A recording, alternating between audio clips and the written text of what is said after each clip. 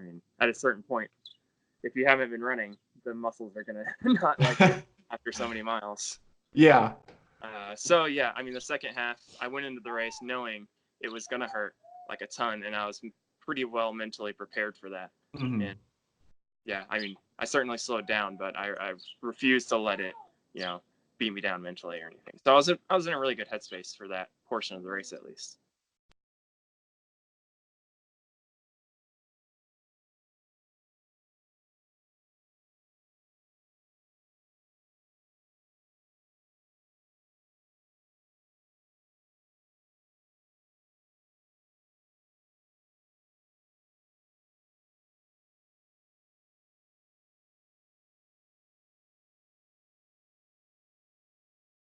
Welcome to the Smart Athlete Podcast. I'm your host, Jesse Funk. My guest today is a pro triathlete. He's been racing since 2017 as a professional. He started much earlier than that, actually racing. His focus is predominantly long course. I think he'll tell us more about moving towards full Ironman instead of 70.3s. And interestingly, he's also an operating room travel nurse. Welcome to the show, Adam Feigh. Thanks. Yeah. And then as you were telling me before we got going, you're on baby duty today. I'll say baby, but she's not really a baby. Yeah, so baby's at status now. So. So if you gotta pick her up, anybody watching on YouTube, if baby might come in frame. Don't be distracted. Adam is here to answer questions. In any case, but yeah, thanks for coming on. I know, at least from my own training, and I do about half the hours that you do now. Things are always hectic. So I appreciate you taking the time out of training schedule and work to talk with me. Yeah, sure. There's not a whole lot of a training schedule right now. It's that time of the year to really chill out. So I kind of saw it seemed like do you have another race in December? Is that correct? That is, yes. That won't be I certainly won't be in peak form for it, but Okay. Head on out to Indian Wells and see what happens in a half. Gonna try a few things in a block coming up.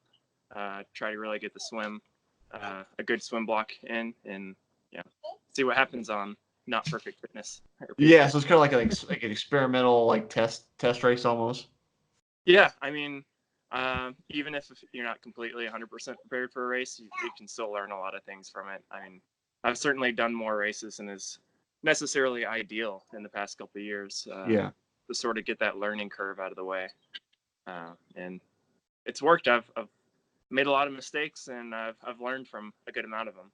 It doesn't mean you can't make the same mistakes again, but yeah, when you try your best, yeah, it's like you do something. I mean, obviously you go into the race with a plan. It's not like you've never done a triathlon before, and then you figure out where things went wrong. The temperature was too high or too low, or the humidity or whatever affected you, and you're like, okay, I need to account for this other minute thing before the race. It's all this big learning environment. Yeah, there's so many factors that go into half and full distance racing that, I mean, the more that you can mitigate and plan for is the better. Yeah, I know the very first half I did was at Eagle Man. I think you raced Eagle Man this last year or early in the year. With a significantly better result this year than 2 years prior. Yeah, so sure. That course has zero shade, and I was just unprepared for how much of a beating the sun was going to give you at that distance. I was absolutely toast. I ended up in the medical tech at the end after finishing because I was just dehydrated. I missed a water bottle pickup. It was a total mess.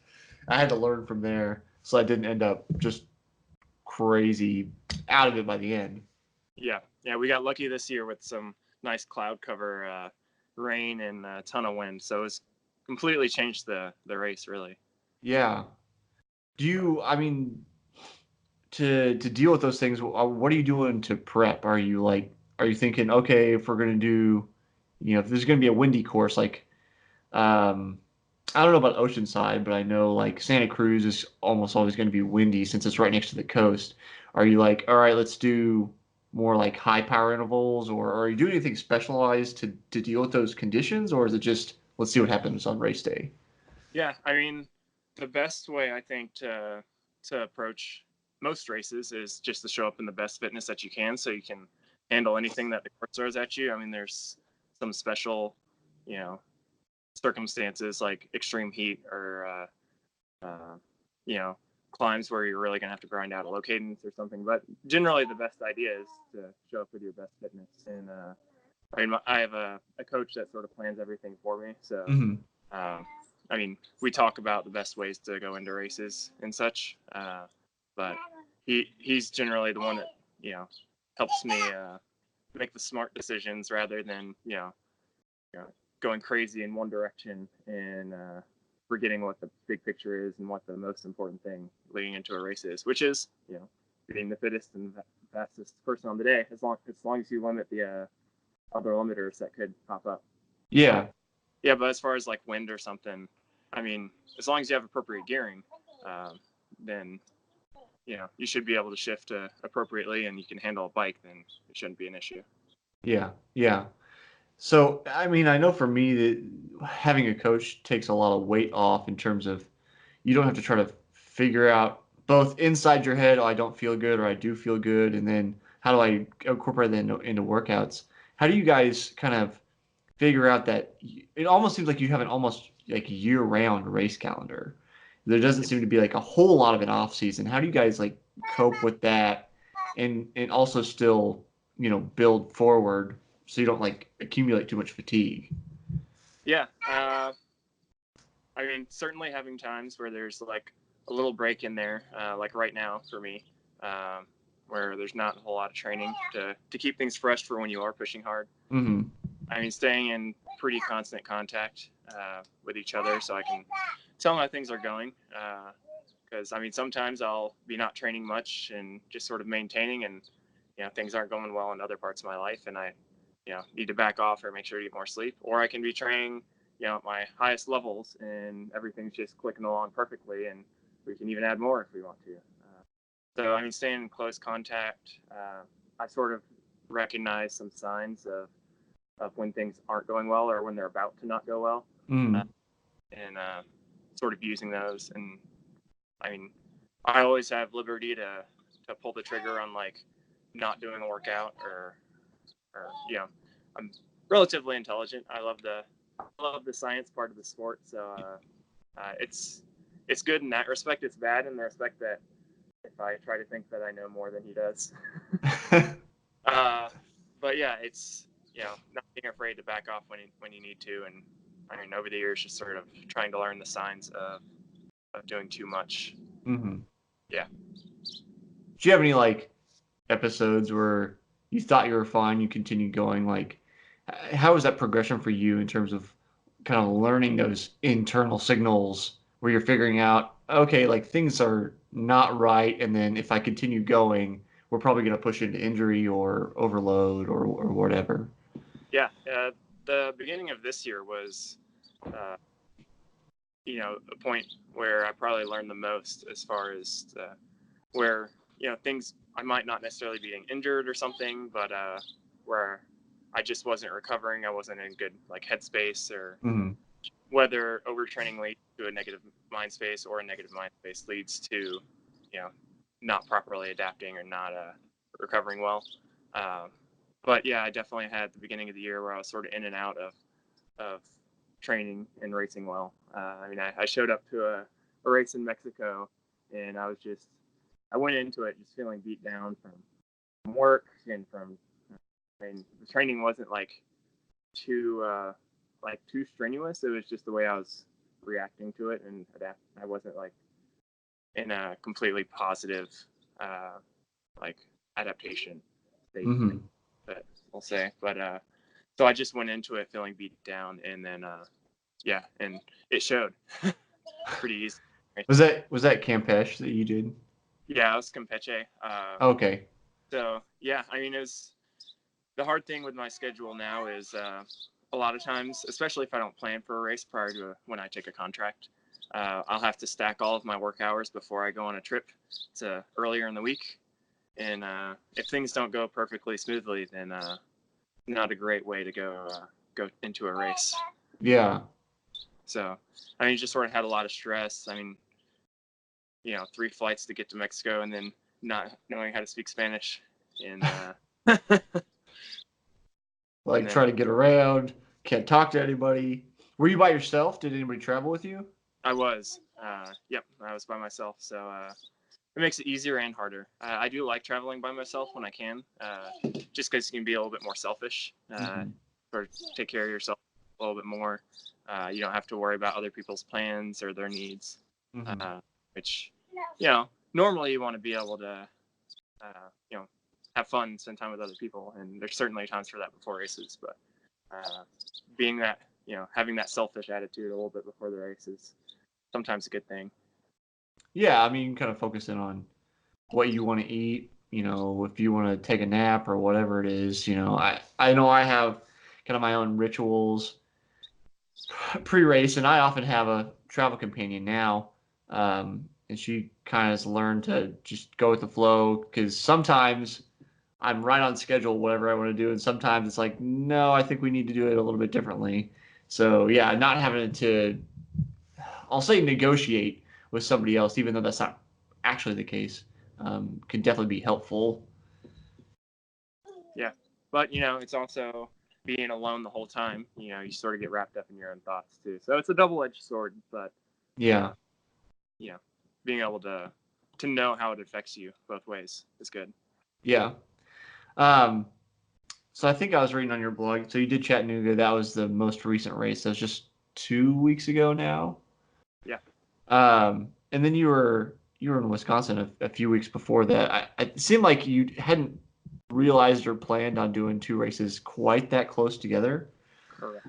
So how did that all play? How did that all play out? Because I think you said you felt like your legs were pretty trash after Wisconsin, and then going into Chattanooga. How did that walk me through that kind of like 3-week period or whatever that was? Yeah, it certainly wasn't the ideal plan, but it I think it went relatively well for like how my prep was leading into them. So the thing that led into that happening was I went to Lake Placid to do that race. There's another time where it was shortly after a race I did in Ireland. Things didn't go well. Things sort of got a little stacked up between work and stress after that race, and then started having a little niggling injury in the hip, and then Lake Placid came, got a mechanical there where my Di2 battery died, so went into a very hilly bike course. Yeah. So I went ahead and pulled the plug on that one, which didn't really want to do. I don't like DNFing a lot. Yeah. But it did allow me the opportunity to add Wisconsin, which wasn't too far out from that race. And then I was, iffy on doing Chattanooga after that, since it was only 3 weeks after Wisconsin. But I have a lot of family in the Southeast, and I knew a lot of people going. I liked the race. So I sort of gave myself some time after Wisconsin to make that decision. And I decided to go for it, and then pretty much call that the end of my my season, at least as far as peaking goes. But yeah, leading into Wisconsin, that nagging hip injury kept on, like it maintained a lot. Like, it didn't really get worse. If I tried to run, it would get worse. So basically, I decided not to run. And that's not the best plan leading into an Ironman. But yeah, it's better to be lower on fitness than to show up injured and not be able to race. Right. Yeah. So yeah, the month leading into Wisconsin, I ran a total of, I think it was like 20 miles. And it was like, I think it basically like 2 or 3 mile runs in the couple leading into it. So definitely not ideal, and that made for my legs being completely trashed after the race. Yeah. But what's the headspace there? Because like, I've done races, I'll say, unprepared before, like early season stuff where you're, like we talked about, you're not in peak fitness yet. But I think for at least the average person, or even not average person, going into an Ironman and saying, hey, let's do all this and then run a marathon, and we're going to have almost zero run training. Like, Obviously, that's going to be tough on the head once you get to the run and your legs are like, I don't want to do this.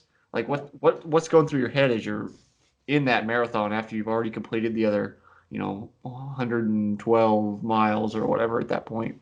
Yeah, I mean, so for like a quick synopsis into Wisconsin, like the swim went not quite as well as I hoped, but it doesn't make a huge amount of time in the full anyways. And my biking, I mean, with my run training not being up snuff the prior month, I was able to bike a ton, or at least a ton more than I would normally be able Yeah. to.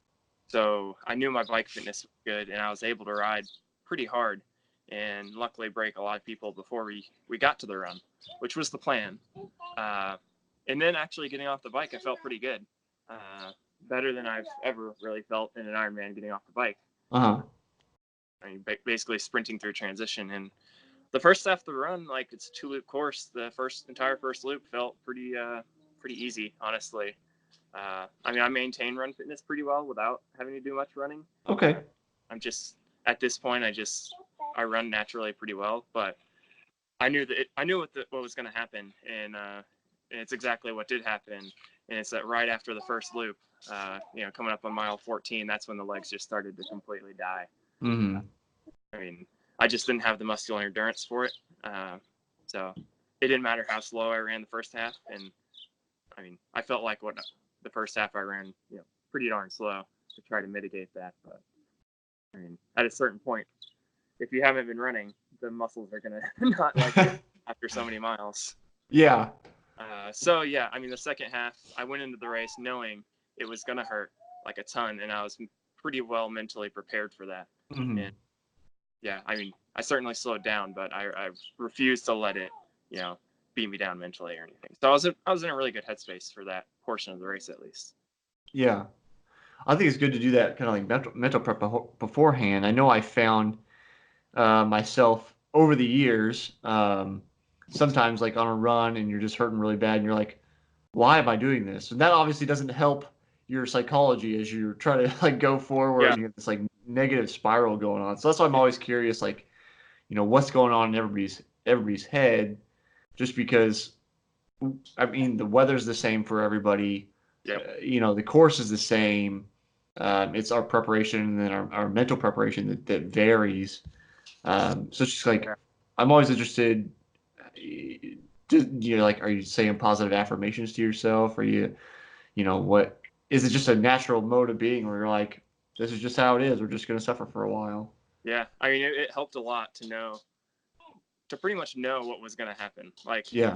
I knew that the entire race for me was, just about going to be decided in the second half of that run, and that it was going to hurt. So, I mean, really, Wisconsin ended up being, hard swim and a hard bike ride. But I mean, it was, relatively easy compared to, that second half of the run. You could almost say it was like a half marathon race with a lot of fun stuff before it to get ready. Because I mean, if you're doing things right, an Ironman bike ride, if you're well prepared, you shouldn't be absolutely gutted. Ideally, I mean, it should certainly be hard at times, but yeah, I mean, I just thought that ride was the most fun ride I've ever done in a full race or in a race in general. Yeah. Well, it certainly doesn't hurt to have fun. That's like a really common theme I get with most of the men and women I speak to that race or do whatever. They're like, it's not just suffering. Like I do it because I have fun. And then if you can find that kind of, I'll call it like lightning in a bottle in the middle of a race, Yeah. usually you have a better day because you're enjoying yourself instead of just being like grinding it out just to finish. Yeah. You did finish in the money at Wisconsin, I think, I correct? did. Yeah, I came in fourth. I ended up coming off the bike in second, and then the eventual winner passed me at about mile 6, and he was strong all day, for sure. I mean, especially on the run. I'd say he was the only one on the run that brought it home like he wanted to. Mm-hmm. But I think that's because of firepower from the bike. And then a friend, Kevin Portman, passed me and got a few minutes on me by the end of the run as I was fading pretty much. but yeah, it paid top 6, so yeah, ended up getting some money from that one. Is that your? Is that no? It's not. Okay, I was gonna say, is that your best full finish so far? It is as far as placement. Okay. Yeah, that's the highest placement I've had in a full. I've gotten third in in Eagleman 70.3 Yeah. earlier this year. But general. Well, it depends on the race, but fulls are certainly hard to step onto that podium, which I'm hoping to next year. So. Yeah. Well, it's like if you for anybody that wants to, you can go to Adam's website, which we'll plug here at the end, and you can see it's kind of places progressing from year to year. So it wouldn't be surprising to see you do that this next year.